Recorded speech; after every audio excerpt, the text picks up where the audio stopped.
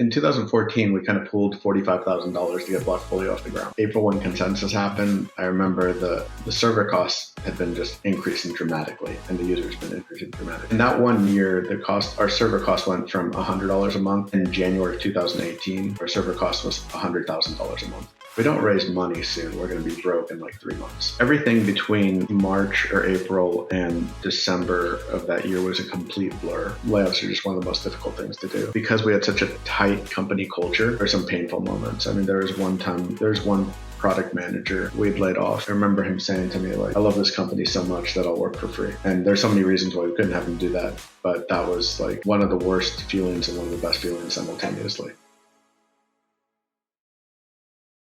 Today, I'm super excited to be joined by Ed. Ed is the founder of Blockfolio, one of the most popular crypto apps in the industry. And really, Ed and I talked a little bit prior to this podcast, and I think Ed has a unique background in really approaching product kind of from the traditional user point of view, which I think is a little bit uncommon in the blockchain world. So super excited to have this conversation, and I appreciate you coming on today, Ed.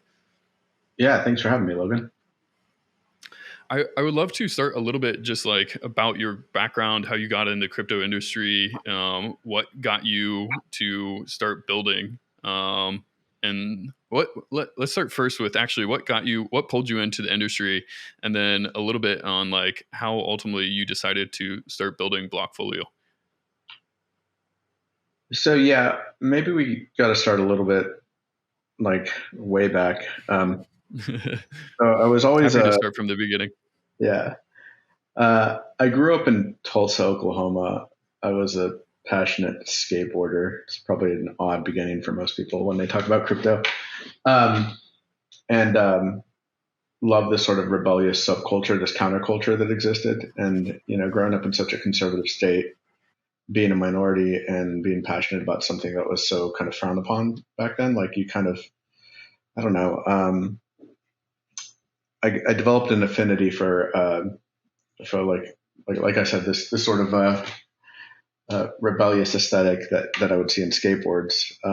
Later on, I went on to become a professional poker player for about a decade, and even that, there's like sort of most people think of like of poker players, they think of like the Wild West, right? Yeah. And so there's sort of this sort of another like kind of undertaking that was against the grain. And then when I was introduced to Bitcoin, I first kind of learned about it or heard about it in 2012, and then I invested in it in early 2013. And kind of when I first discovered it, what really appealed to me about it was just this sort of again, it was this rebellious counterculture.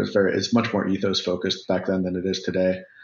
And it reminded me of like these other two sort of like subcultures that I had an affinity towards, and that really kind of drew me into it. Like the whole idea about decentralization. It was kind of giving the finger to the banks and to the governments and to the system in general, and that was really appealing to me. That's how I got drawn to it, right? And I think and didn't dismiss it like a lot of my I guess a lot of other friends did when they kind of uncovered it. So I feel like a good majority of kind of people that have ultimately got drawn into the space have kind of come through the poker avenue. Can you share any specifics that you learned in poker that ultimately kind of carried over to the blockchain world? So, I mean, there's a lot of lessons learned in being a professional poker player that translate well to running a startup. There's a lot of volatility. There's, poker is just gathering as much information as you can and making good decisions and trying to not be results oriented and thinking more about the process. That's really kind of like a great training ground if you're going to go start a company. I mean, and then there's so many highs and lows in poker. You get kicked in the ball so many times and you just get used to it, and just continue to forge ahead. So you develop a lot of tenacity. As far as why crypto might have surfaced very early on within the poker community. A lot of it is just like an it's just an easy way to transfer value, and Hmm. uh, especially in a high stakes in the poker community, they discovered this and embraced it pretty quickly because there are a number of reasons why people don't want to haul around lots of cash with them, right? And when you Yep. play poker games, I mean, some of these games where people are winning or losing, $50,000+ in an evening, this becomes a really great way um, to deal with those transactions. So Definitely. once the poker community kind of found out about it, then they did what I did, and they just started digging into it. I mean, I remember when I first found Bitcoin, and I started learning about blockchains. You kind of go in this rabbit hole, and I locked myself in a closet for about 3 months, and that was all I thought about. To the point where Yeah. it's a funny story, but it's also a little bit sad, but it's more funny. My wife was like, one day, she's like, I remember when I used to be your Bitcoin. And Oh, I was like, don't worry, baby, that's funny. you're my Ethereum now. That's funny. So, I So mean, ultimately, got brought kind of, I mean, uh, embrace all the subcultures that kind of rejected kind of normal cultures. Brought that brought you into blockchain and poker. Uh, Poker community ultimately embraced crypto. How did you ultimately start getting more kind of the entrepreneurial itch in the blockchain industry? that also kind of goes backwards. Like the answer to that question goes back of it as well, right? And and again, it starts with skateboarding and just being an observer of that industry. And there was an inflection point that happened in skateboarding where it kind of went from subculture to mainstream when X Games happened in 1997, and the industry went through a complete growth phase. And I was just a participant in that industry, but I got to see where value would accrue, right? And it seemed to accrue to like the shoe companies and the media companies. And then I was in poker, and in poker I was a professional poker player, but I wasn't an operator, right? And so in poker went through its real massive growth phase, I think in 2004 when Chris Moneymaker won the main event of the World Hmm. Series. And then it was they also you combine that with the introduction of online poker sites combined with the whole the whole card cam that they had on the tables, and and then poker became very interesting to the mainstream and went through a massive growth phase. And in poker, value accrued to the casinos or the online poker sites, right? And and when I kind of came across crypto, I was both a participant actively investing across early cryptocurrencies like Bitcoin, Ethereum, and some others. But then I realized that I wanted to be an operator, right? And so I just in 2014 we started Blockfolio, the summer of 2014, and I had my hands in a few different projects, just kind of like just seeing what was going to stick. And I would say somebody had shown me this app called Pocket Crypto, and it was really just a home screen of Blockfolio, and it was developed by this senior in college at the University of Kentucky named Peter Lau, who wound up being my co-founder. Um, so I saw this app, and I was like, wow, I'm already in by summer of 2014, I was already invested in probably like 15 different crypto projects, Yeah. and um, and I was like, wow, I really kind of, and I was on Bitcoin Talk forum, and I kept seeing every week there was more and more projects being announced and trying to raise small amounts of money, and it didn't take much to kind of think about the future and realize that there's going to be many different, like thousands of blockchain projects that are going to surface, and and so I reached out to him and I was like, hey, I think there's a future for this app. Um, like we can add some bells and whistles to it, like charts, alerts, news, and really make it something really useful. And also we both believed that there was going to be this future where there was like 10,000 cryptocurrencies or blockchain based projects. And, so we decided to build, to kind of reskin it, rebrand it, and build Blockfolio from it. And I would say one of the important things to remember, or that I shouldn't even say to remember, one of the important things that a lot of people probably don't realize is back in 2014, all the vast majority, with the exception maybe like two of crypto apps, were Bitcoin only apps, especially like the price trackers, right? Like Yep. you could look at the price of Bitcoin and you could input how much Bitcoin you had, right? Yep. And I think at the time we started Blockfolio, there might have been like 2 or 3 apps that had just started kind of branching out to maybe having like 6 to 12 cryptocurrencies listed on it, right? And we were the first people that were like, no, we want to create a portfolio tracking app where you could track all cryptocurrencies on all exchanges, right? And Yep. we had devs that would focus full time on just adding every new project that came out on every exchange. Like we didn't care, right? And And especially in 2014, I think that had to be, well, now in hindsight, I mean, kind of an obvious decision. But at that point in time, I feel like almost sinful to embrace these other communities outside of Bitcoin. I'm sure there is a little bit of pushback from that. oh yeah, I was in sort of some of these whale trading groups with these, Bitcoin maximalists, but some of them that I respected that, were excellent traders and speculators. And I remember one of them specifically telling me, like, Blockfolio is stupid. Like, it's never going to work out because Bitcoin is going to be the only cryptocurrency that matters, the only project that Yeah. matters, and everything else is going to go to zero. And so it took a lot of like conviction, right, to just say like that's fine. Like we believe in this, we want to build it, and like really what we were doing is we were building something that we found useful for ourselves, and it turned out that everybody else did. And so we figured if we're gonna take the time to build this for ourselves, we might as well try to make it really professional and um, and see where it goes. And then for the Yep. first 2 years, actually the first year and a half, not a whole lot of people used it, but we were just in a Telegram group asking people what features they wanted and kept building that. And then 2017 rolled along, and all of a sudden, it seemed like everybody wanted to use it. So Yeah, I mean, could you talk about? I think, I mean, obviously, crypto is very cyclical. Kind of maybe that first year or two and some of that journey, like even from the company standpoint, the culture.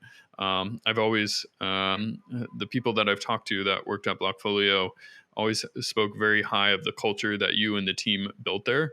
So could you talk about building in kind of these barrier markets and ultimately how that kind of shifted once the momentum kind of picked up in 2017? so yeah, so there are a few things, right? Like aside from like the rebellious subculture that crypto was back then, I was really drawn to kind of like the ethos of it, right?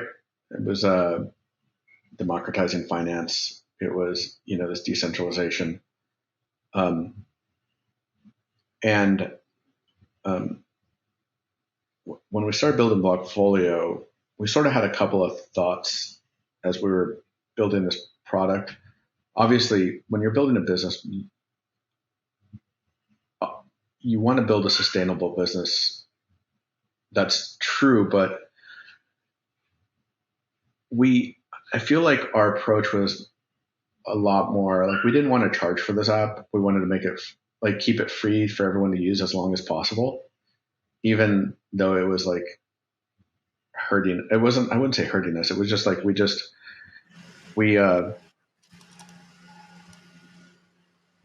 yeah, we wanted to keep it free as long as possible. Even and we sort of had this philosophy. We wanted to put the user first and the ecosystem first.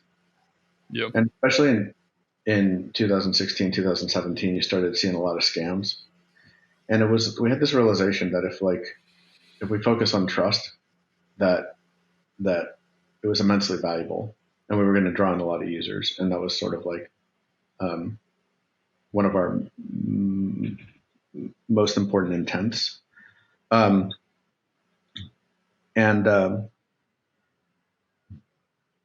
there was that, and that kind of approach. We in every decision we made at the company, like business decision, we'd always ask ourselves, like, how do we want to be treated, or how do we put the ecosystem first? There's another thing that I would do is, like, there were so many. I'd been through a couple of cycles at that point, and I'd seen so many people come in when the prices are ramping up, and then just lose interest when you hit a bear market, and Yeah. and leave the ecosystem. So we had this policy at Blockfolio that, like, you had to be invested in crypto for at least a year or two. Yeah. You couldn't. We didn't want to hire anybody that just recently showed up because the price had been running up, and that was something that we were really uh, we were very adamant about as we were interviewing or bringing people on board. And so that really kind of, like, filtered out. It just left us with only believers, right? And so when you combine these sort of two things, right, very ethos driven company and, like, a purpose, combined with, like, people who had, like, they'd been in the already been in, like, a bear market before, and stuck it out and really believed in it, and it didn't like send them away. That I believe was, like, those were, like, two of the biggest contributors to creating a great culture at the company. Yeah. Yeah. I mean, you always read in these various kind of startup books how important culture is. And I think in some point, some people ultimately can underemphasize that, but the ones that get that correct really kind of have the magic sauce that are able to carry them through the hard times, especially when you didn't have that many users for the first year or year and a half of building your company. Could you share a little bit more? I mean, obviously in 2017, things started to turn around quite a bit with the bull market, with Ethereum starting to gain a lot of traction, and then ultimately having quite a significant number of ICOs done on it. Could you talk a little bit about, like, that time and what the team was experiencing kind of through that hyper growth? Yeah, so it was so crazy. Between when we launched Blockfolio in 2015, it took us about a year to develop it. There was, like, really four of us that were working part time on it. And between 2015 and January of 2017, we picked up about 8,000 monthly active users, very modest, right? From January 2017 to January 2018, we went from 8,000 monthly active users to 2.2 million monthly active users, and about a million daily Wow. active users. Wow. And here's the crazy thing: it was with a $0 customer acquisition cost. It was all organic word of mouth growth. So we were literally on Telegram asking people what features to build, and we were trying to build them as fast as we could, and adding as many uh, crypto projects or as many blockchains onto the platform as we possibly could as fast as we could, right? And it started. I remember it was consent. No, it was a what was it? Consensus, the conference in New York. I think it was, like, April of 2017 when I started seeing, like, when I really kind of started realizing. Let me back up a little bit. So in 2014, we kind of pulled $45,000 to get Blockfolio off the ground, and our Hmm. monthly server costs in January 2017 were about $100 a month, right? And Wow. by April when consensus happened, I remember the server costs had been just increasing dramatically, and the users been increasing dramatically. And I met with my co-founders, and I was like, if we don't raise money soon, we're going to be broke in, like, 3 months, right? And Yeah. so the cost had gone in that one year. Our server cost went from $100 a month in January of 2018. Our server cost was $100,000 a month. Quite a So big difference. it was insane run up, and it was just a whirlwind. So it's just getting massive users coming in. A lot, like, venture capital firms were reaching out to us about our growth. They'd kind of been watching, they've been tracking our growth on some of the online sites where you can track them for mobile apps and websites. And I remember April, we raised $300,000, I believe, three or 400,000. And to his credit, Dan Metacheski at CMS Holdings was one of our first investors, larger investors, right? And then in November of that year, we raised 3.15 million, and it was led by Founders Fund through their Pathfinder entity. And everything between March or April and December of that year was a complete blur because things were moving so fast. And Yeah. I think it was the crazy thing is I remember, if I remember correctly, it was like October that we were having of that year we were having server crashes, October and November, and it was like if I remember correctly, it was before a fundraising round, and they still wanted to invest in us heavily. so I mean, I guess these were like the good problems to have. I guess that's how they viewed it. Exactly. Yeah. Yeah. I mean, so I mean, going from $100 to $100,000 of monthly kind of server costs is can definitely be frightening. I guess during that time, I mean, there was a lot going on. You raised that first round, and then ultimately the second round. Were those? I mean, it sounds like they were fairly easy rounds to raise with just the amount of traction that you had gotten. How did that ultimately affect? I think you said there was 4 people initially kind of working on that application. How did that affect your team's growth or hiring or throughout that like 2017 cycle? Did too many things change, or was it just kind of all hands on deck 24/7? It was actually, when I look back on it, it was even crazier than that. So in 2015, right when we launched, our co-founder Ken Feldman left the company. He was the user interface designer, and wanted to go pursue another project. Um, and then in 2017, at the time, I was actually in charge of business development and kind of helping recruit uh, team members. Um, and the CEO was Charlie Mason. And we just had a misalignment of vision in 2017. And he stepped down in October of 2017. I took over as CEO. And it was actually, this often happens, I think, when you have, like, this, I shouldn't say often happens, but it happens sometimes that co-founders will part ways. It just, for us, was really unfortunate because it was right in the middle of a fundraising round. And one of the most crazy times for the company.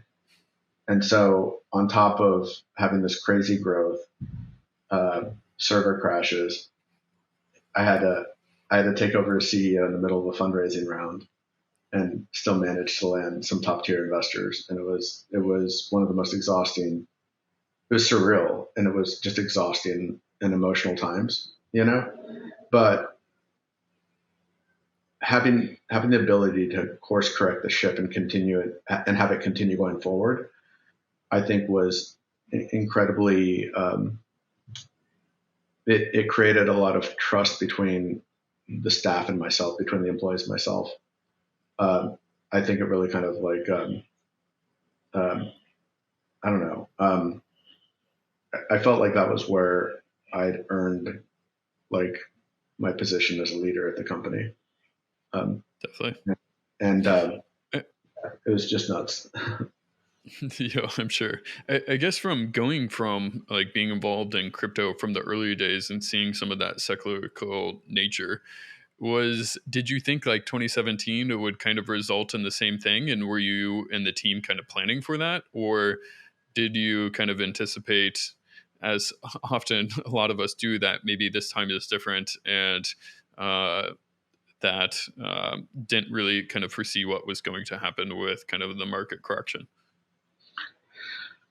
Um, yeah, we got wrapped up a little bit in overhiring in late 2017, early 2018, and then in February 6th of 2018, the SEC chair came out and said that they viewed all tokens as securities.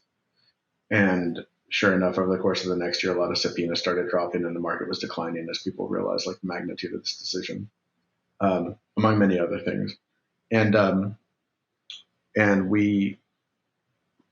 burn was too high. By December of 2018, we had to go through a round of layoffs, and it was really, one of the layoffs are just one of the most difficult things to do. And for us in particular, I think because we had such a tight company culture, it was just there were some painful moments. I mean, there was one product manager that we'd laid off, and I remember him saying to me like, "I love this company so much that I'll work for free." And there's so many reasons why we couldn't have him do that, but that was like one of the worst feelings and one of the best feelings simultaneously. You know. Yeah. So. Yeah. I mean, maybe like jumping a little bit forward to today. I mean, in being kind of gone through that lesson of kind of a lot of excitement in the bull market, VCs knocking at your door, wanting to invest, maybe getting slightly ahead of your skis, and then the market kind of cracks. What would your advice be to founders today, maybe in a similar position to you and the team in that 2018 timeframe? So, yeah, no, I feel like I've learned a lot from Blockfolio. Like one of the things I've kind of like just being attuned to the macro cycles are really important. I mean, a lot of these emerging technologies go through these like boom and bust cycles as they surface, right? And there's times when capital is cheap, and there's times when capital is very expensive or non-existent. And your job as a CEO at the top is really to kind of like keep one eye on the future and kind of see where the cycle, like have some intuitive sense about where the cycles are going to be, because you're really just trying to jump from lily pad to lily pad and raise as much capital as you can as cheaply as possible to make it through to the next lily pad, right? And hopefully along the way, like your thesis is correct and you get product market fit, right? And your technology or your app or whatever it is that you're building grows into a sustainable business, right? And and there were a couple of times at Blockfolio in our journey where we found ourselves with like 3 months of cash left and had no idea what we were going to do. But like it's in hindsight, kind of had I been a little bit more kind of forward seeing, I probably could have eliminated a lot of stress for myself and the company in anticipating kind of like these cycles, right? And yeah, but it's so much easier to say in hindsight, right? Yeah. In the moment, I mean, there's so many different factors. Like everybody, was just looking at crypto during these cycles and just thinking it was continuing forever. But I don't know. It's we're really fortunate to have thread the needle very well and have like such a positive outcome for the company and for the employees. And ultimately, I mean, you mentioned cutting burn, but were there any other unique things that you and the team did to ultimately kind of continue to survive and position yourself well for the next bull market? So in 2000, we were really fortunate because Coinbase only ever listed Bitcoin and Ethereum for a very long time. Like they went deep. I think they were even until I think it might have been late 2016 or maybe 2017 before they started adding new coins, right?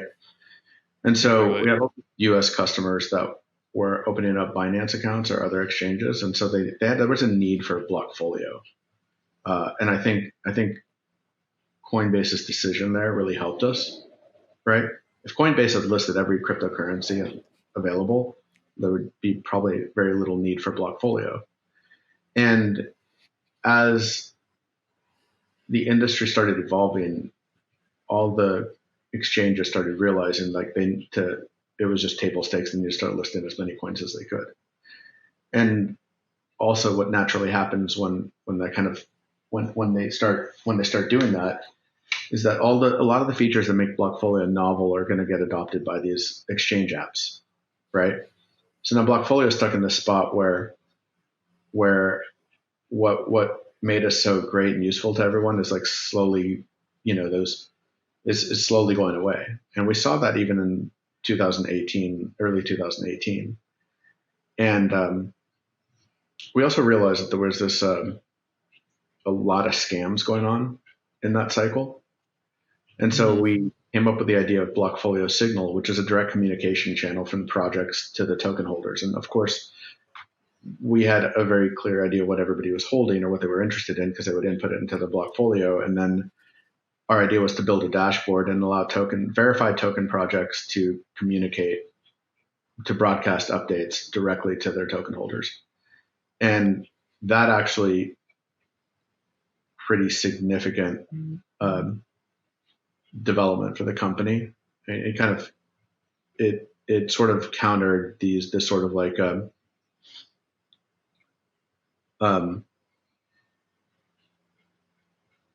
it basically helped us stay very important as an app, right? Even if exchanges were listing every cryptocurrency and were kind of like adopting many of our features, this Yeah. was novel to Blockfolio.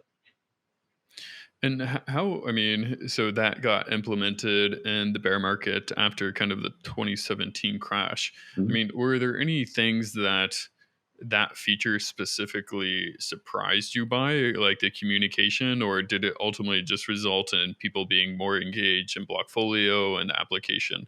So we really never got to fully develop it the way I would want it, the way I wanted to.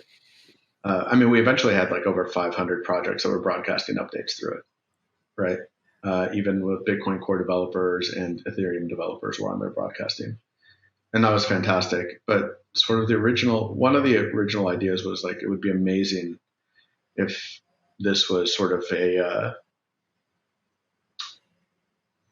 a first move to Blockfolio enabling voting to be done through the app, right? Hmm.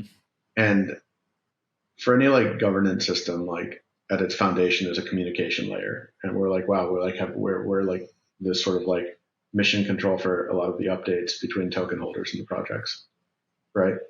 And maybe this can transform into something that embraces governance later on.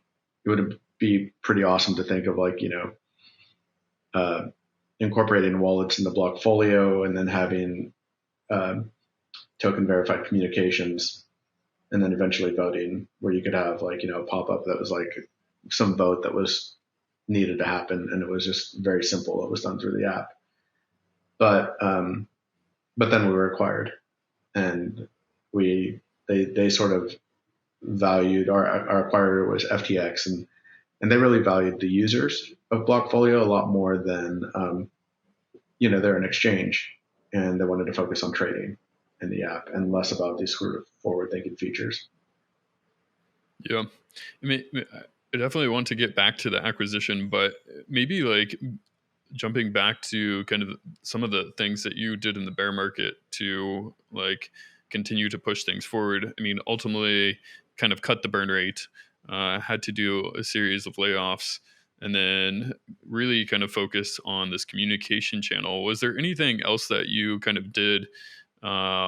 Or were like extremely focused on those kind of more difficult times? And then when did you ultimately realize that the next cycle was kind of upon us? And when did you see that shift in like user performance or user metrics? Um, Bear cycles, yeah, like if I was doing Blockfolio all over again, right, and going through these cycles, right, some of the things like you realize in hindsight is like in the bull cycles, your viral coefficient is so high, and if we were to spend money on ads, it would just there would be so much tailwind on every dollar spent, right?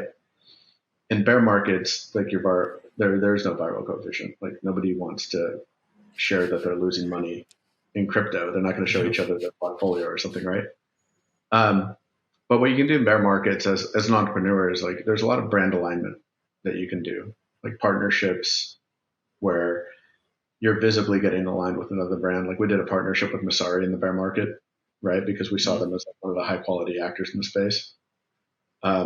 To put Masari info um, into our app so that our users could see um, a lot of Masari metrics and information about cryptocurrencies through the app. And and I sort of I remember giving an interview in God, I want to say it was August of 2020. And it felt like we had pretty much bottomed out. And I thought of another bull cycle was coming in. And a lot of it had to do with it was August of 2020 when the halvening, the next Mm-hmm. halvening happened in Bitcoin. And look, I don't have any quantifiable idea whether or not that really impacts prices because there's less selling pressure on the market. But sometimes it's like the narrative existing itself that causes everyone to buy, Exactly. right? Yeah. Yep. Yep. And so I was like, and I just started kind of feeling like we were at the bottom and there's another cycle that was starting, that was catalyzed by that sort of event, right? And yeah, I mean, it was a lot of it, and we'd have gone through like a pretty decent consolidation period for a number of months prior, and you were just kind of seeing these sort of signals in the market. If you were paying attention, that's like, wow. I mean, it could go lower, but it didn't. It, but at the same time, like I said, there was sort of these events that historically had like changed the course of the direction of the market, right? Yeah. And Yep. yeah, you started seeing that in the end of 2022. I personally started to get super excited once I saw kind of Ethereum DeFi summer start to happen and composability with all the food tokens and yield farming that started to go on. That kind of comps kicked off. And to me, that was like, all right, it's happening again. And I think one of the big things that caught me for a surprise and kind of this last cycle was specifically NFTs. That for me kind of I was shocked how big it became from like a culture standpoint. But could you talk about some of the lessons or like events that happened leading up to like the acquisition and even going into this like bull market? How did you, from like the product side of things, did you see more activity in the application? And what ultimately, I guess, drove FTX to acquire the Blockfolio application? Yeah, so we were after we tried. So there's kind of where did I go with this? Yeah, so in 2019 we were trying to figure out how to get value to accrue to Blockfolio, but we didn't. We were just a data and information platform, right? And some of the key decisions we made along the way for Blockfolio as we were growing at the time were incredibly fortunate decisions. For instance, we early on decided never to touch tokens. Like we didn't want to be a wallet. It would have required an order of magnitude more capital resources, more developer resources, security. There's so many reasons. It would have been a real load for us, right, to do that. And we were so light, it allowed our team to stay fairly nimble. And um, but by 2019, as we were developing Blockfolio Signal, we were still very far ahead of governance, right? And and the communication through Blockfolio, we just didn't think it was something we could charge for, and we were still mostly making revenue through online mobile ads. Sorry, we were still mostly making revenue through mobile ads, and um,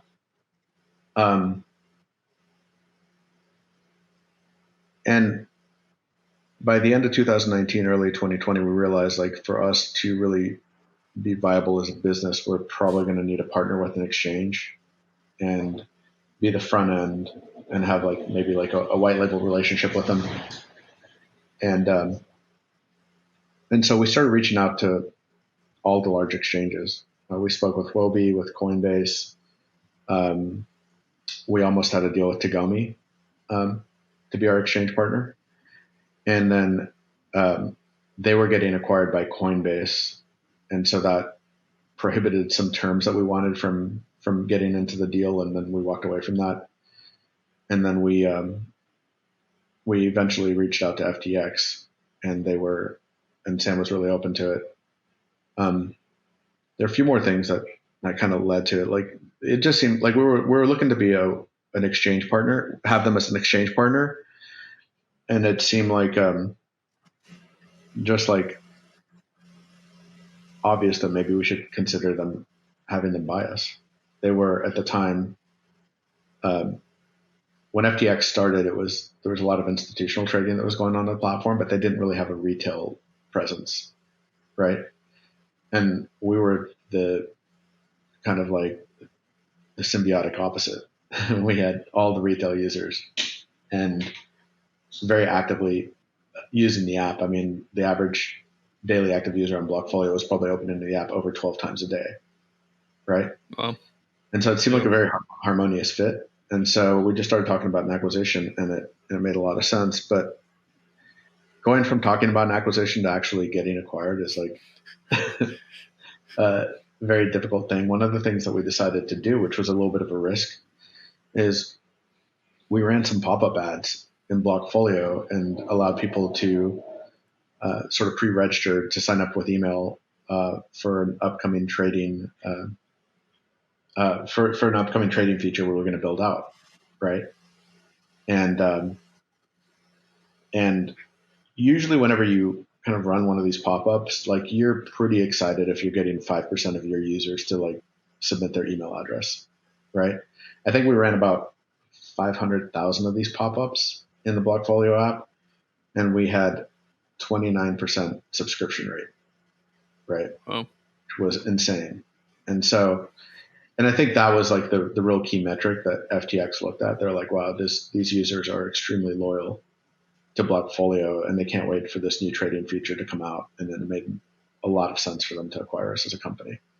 So I think just, from I think without that, it would have been a completely different conversation, right? yeah. And the reason why it was risky is because, like, I mean, that data could have come back bad, right? And Yeah. so it worked out heavily in our favor. And that I think that was the catalyst that led to the acquisition. Can you speak to how long, I mean, from those initial talks to ultimately how long it took for that acquisition to be cemented? I know you mentioned it was kind of an arduous process. Yeah, I think if I remember correctly, we first started talking about it in early April, maybe early to mid-April. Um, and then I want to say it was June 11th. We'd had conversation by around mid-June. We decided that we wanted to move forward with an acquisition. We'd had them look under the hood for a number of weeks, look at all our metrics, meet with a lot of the employees, and then from mid-June until mid-October is how long it took for the attorneys to draft all the documents, and there was like a whole due diligence process, which is one of the most painful things I think I've ever gone through. Like they basically looked at every contract we'd ever written. I mean, it was like it was administratively like an intense undertaking, right? Um, to tee this thing up for the acquisition to happen. But in hindsight, 6 months is actually, it was about 6 or 7 months is a really fast acquisition. But a lot of it had to do with like both sides really wanted this thing to happen. Right? Mm-hmm. So Can on that front, I mean, ultimately, once the acquisition did close, do you recall like any of the metrics of like how many people were actually using Blockfolio kind of at the height of that like past bear market? And I mean, I think you said they were opening at 12 or 13 times a day, which is extremely impressive. But do you have any like user metrics on at the the time of our stats from that point in time? at the time of our acquisition, actually, like we were just getting out of a bear market, so our numbers weren't as impressive as the prior bull cycle, right? So if I don't remember the exact numbers correctly, but I want to say there was probably 300,000 or 400,000 daily active users at that time, and then um, and they were, I mean, actually in a roaring bull market, our users are opening up the app probably like 15 times a day, and like the worst of the bear market, it's probably around like 8 to 10 times a day. So Impressive. it's still pretty good, but it's not. Yeah, it wasn't. And then our DAU MAU ratio during a bull cycle is probably around 55%, which is like that of a very healthy like social network. And in a bear Hmm. market, probably somewhere around like between 35 and 40%, which is still Interesting. fairly strong. But Yeah. but we were so spoiled, we thought it was just like the end of everything. And I had so Yeah. many people would kill to have those metrics. So Can you talk at all a little bit like post acquisition? Like, how do you feel like, if any, Blockfolio change? And then after that, I do want to talk a little bit more about what you're doing today with Protofund. yeah, can you repeat the question one more time? Like, after the acquisition did happen, was there any like big changes that you feel like you realized after the acquisition happened, either through the product or just like company culture? Yeah, there was like a misalignment, in the end. Like FTX was very engineering focused, and they wanted to get features out as fast as possible. Um, they moved really quickly. In fact, they would almost it felt like they were getting things out 5 6 complete sometimes. Um, on the other hand, at Blockfolio, we were very product focused. Like we saw, you know, and I think this is the difference between coming from a realm of servicing institutional investors versus one of servicing like retail consumers. So when you're servicing retail consumers, like you really care about like the user ratings on the Play Store. Uh, you care about like it's a little bit, I believe, like more artistry, right? And Hmm. when servicing institutional investors, it's a lot more um, quantitative, maybe. They care about the dollar so much. It's like if you do them wrong, but you're cheap, they'll still use your thing. You know, Yeah. like if the cheapest alternative, right? Or if like your fees are lower, they don't Hmm. they'll overlook whatever issues might happen if they're still able to like make more money using your platform, right? Yep. And and so these inherent kind of like different philosophies in approaching product, I think eventually kind of came to a head. And so we eventually had a lot of our managers within a year of like the acquisition of Blockfolio were just leaving the company. Um, I was there for about 3 months, and we were going to launch an app called Balance, which is going to be like a yield generating app. And the idea was that it was just, I think the idea was like you wanted to service that next wave of people that were going to be interested in crypto that weren't Hmm. risk taking speculators and that maybe wanted to just generate yield from like a crypto app, right? Hmm. And unfortunately, or maybe fortunately, at the 11th hour, they pulled the plug on that project. And at that point, I, I just was a bit exhausted, and I realized I was probably better off just stepping away from FTX. And it was a painful decision at the time. In hindsight, it was a great decision, but um, um, yeah, it didn't feel right. I think a lot of it came from like a clash between the different approaches that the two companies had, right? And Yeah. uh, and then I went on to start. I decided to start Protofund and start investing in projects in the space. I was kind of loosely working with Jonathan Chu, who was our head of product at Blockfolio, and and yeah, I want to say that was when was that mid 2021 when I started kind of like actively like well I'd always been investing in projects in the space, but then I decided to get a little bit more professional about it. Perfect. On that front, I mean, could you share a little bit more about like what Proto Fund is, like what you're looking for on the investment side, or kind of on a high level how you view the fund and the projects that you're interested in this space? Yeah, so Protofund is really just the personal money of John and myself, right? We don't take any outside investors, and we'll invest anywhere from $100,000 to like we've led rounds in startups. Sometimes invest as much as 3 million. Um, and really, for us, what it is like John and I are just like love to build, and I think we've had a great partnership. John's background, he was before Blockfolio, he was head of product at Flipagram, which eventually got acquired by ByteDance and rebranded as TikTok. So he's one of the best product people I've ever worked with. And we found ourselves having this really kind of like simpatico relationship where if we both are like really excited about a project, it would usually work out. And he's looking at it from a different lens. He's looking at it more from the product lens, right? And I'm more looking at it like, where does it fit within the ecosystem? What is the probability of like, this is going to matter or be a relevant project? I kind of am a lot more attuned with like bet sizing, looking at the valuation, making sure that everything makes sense from like a quantitative perspective to like make the investment, right? And so we really bring what we try to do. We kind of try to do what we did with Blockfolio is like find an opportunity really, really early, right?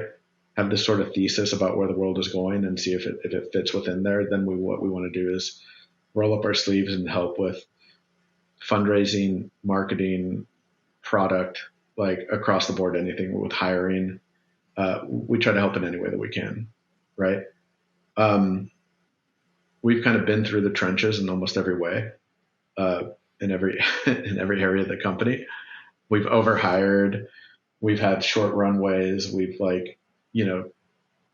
spent time trying to find product market fit, and figured out how to get organic growth with a $0 customer acquisition cost. And like a lot of these lessons are like extremely valuable for young entrepreneurs. And we know the pitfalls. And so, so we basically try to do what we did at Blockfolio, but we try to like make these high conviction bets. Like we don't make a ton of bets because it's our own money. I think, a lot of times people raise a lot of money and then they get the fees from it. So they deploy the capital. Like that's not really our approach. So we take our time and look for things that we really believe in. So, and another I would say is like we're constantly trying to look at the next cycle and think about like what is it that's really going to matter, right? And that's kind of like try to kind of make an estimation of like try to like just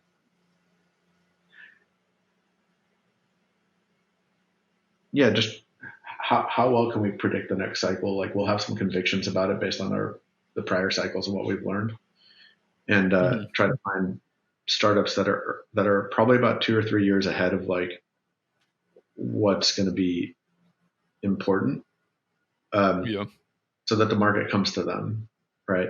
If you're doing where the market's at that time, like you're surfing the way that everybody else is trying to surf, right? Definitely.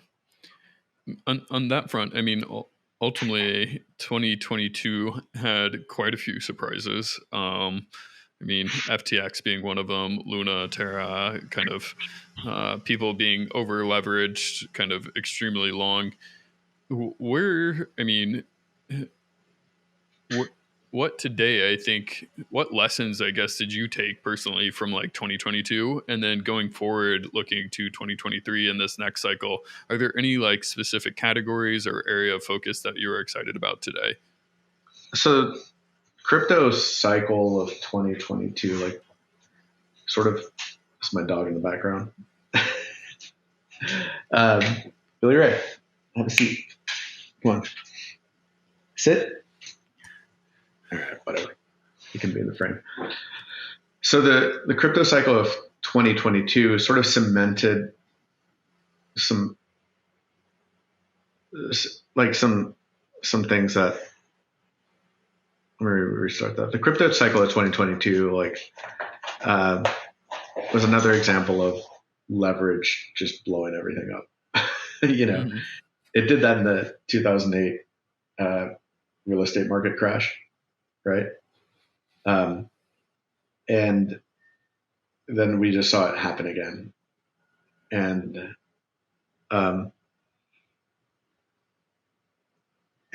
I think for me, it's like, I wouldn't be surprised if I see other industries surface that have similar environments. but it's just going to be that much more clear to me in the future, right? Um, Mm-hmm. as I started thinking about like what's going to matter a lot in crypto, in like if we have another, if history repeats itself, we'll have another bull cycle in 2025, right? I think what's going to matter a lot is like, and you started seeing a little bit of, you started seeing this in the last like number of years, is like throughput matters. Like you need tons of, there are going to be a massive amount of needs for transactions coming in. There's all going to be all sorts of like blockchain use cases that are going to be surfacing, and and no, my suspicion is that no individual layer one is going to be able to handle everything, and so I have a pretty high conviction that value is going to accrue to like high throughput layer ones and to bridges and like cross blockchain projects. Um, and it's not that, I mean, that's not like something that's just that earth shattering of realization, but what we found is that we wanted to just focus on that, right?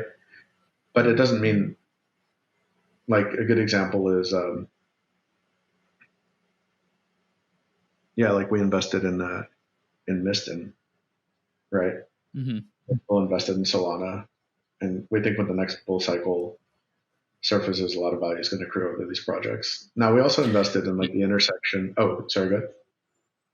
Yeah, I mean, we're at Frictionless very much excited kind of for these high throughput chains as well. And I think, I mean, crypto in some sense was so small it didn't need them at the earlier stage in its life. But as we start to actually onboard tens of millions and hundreds of millions, they're definitely going to be a necessity. But I think today that is like a contrarian opinion because a lot of people are either focused on like layer twos or different kind of scaling solutions. So there are different approaches, but I would say, at least from my point of view, the vast majority of people are not exclusively focused or particularly watching these high throughput networks with a keen eye.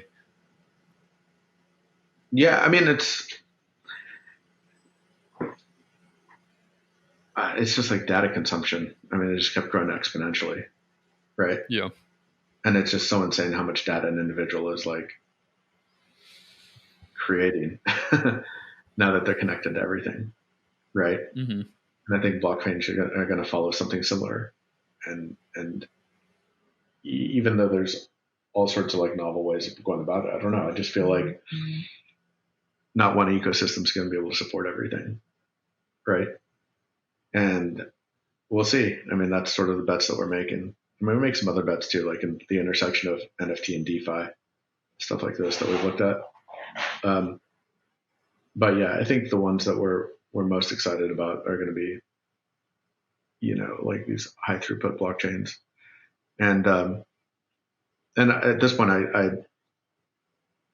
remember what I said earlier on is that like value will accrue to like a small number of projects in any industry as it surfaces.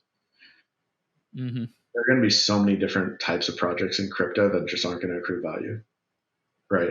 And and we've gone through such a bull market that it's sort of like deceived us, right? There's been so much Yep. growth in the last number of years that it seems like everything is going to like accrue value, but it's not, right? And I think it's going to be more important than ever to like pick the right winners at this point. That there's going to be, yeah, I don't know. I fully agree on that front. I mean, do you think? I mean, obviously, or in your point of view, these like high throughput layer ones will accrue value. Do you have any other examples of like things that you're excited about that will accrue value, and maybe like one or two examples of areas of focus that you think may gain a lot of traction but not kind of accrue the value that these other kind of parts of the ecosystem will? The short answer is like no. like I Magic think question. users matter so much, especially as like the ecosystem's going into like mainstream adoption, right? And um, the real question I ask myself is like, is a crypto project going to come up with a killer application that's going to draw in like a gazillion users, or is a project that exists in Web2 that has a gazillion users going to like add a blockchain, you know, Mm-hmm. add a crypto component to it and become the killer application? And so we've been doing some investing in like Web2 projects where we think they have the opportunity to um, acquire a lot of users at scale, right? That makes For sense. instance, we invested in investment, which was a fractionalized real estate um, project, because we sort of saw this future where sort of a few stars intersecting. One, we think that like the Gen Z and kind of the younger generation is sort of like dismissing the idea that they're going to be able to buy a home, right? So we feel like they're going to Yeah. start buying a home, right? And then the other thing too is like I really believe one of the best use cases for blockchains is going to be to transform um, real estate title, right? Mm-hmm. And we were sort of wanting to figure out how to invest in something early on that might be able to that might be a sweet spot where like that value is going to accrue, right? That makes And so sense. that's an example of like we want to invest. We're investing in a Web2 company that we think has the potential to scale, and then um, where like the users matter more than anything kind of thing. Yeah. So I'm always, I mean, always shocked when I look at the user metrics, even from the past bull cycle of applications that are on chain. It's in the low millions, and most of them only have even low couple hundred thousands of lifetime users, not even like monthly active users. And so I definitely echo all your statements that users will matter and probably be the most important thing. And there's going to be a variety of different flavors of how that happens, but the users are paramount. And I think hopefully the users will pull us out of kind of some of this cyclical nature that happens just because of speculation. yeah, it's yeah. So I don't have a better answer for all that. Like No, it's no worries. yeah, it's almost like a cynical view, right? It's like I'm just like I've like I feel like, but also if you look at like the .com bubble back in 2001, there used to be companies like Organic that were like these web shops that were creating websites for like Coca-Cola and big corporations. They charge like $1.5 million, right? And then now it costs like $50,000 to get like a website put up that's better than what they were doing back then, right?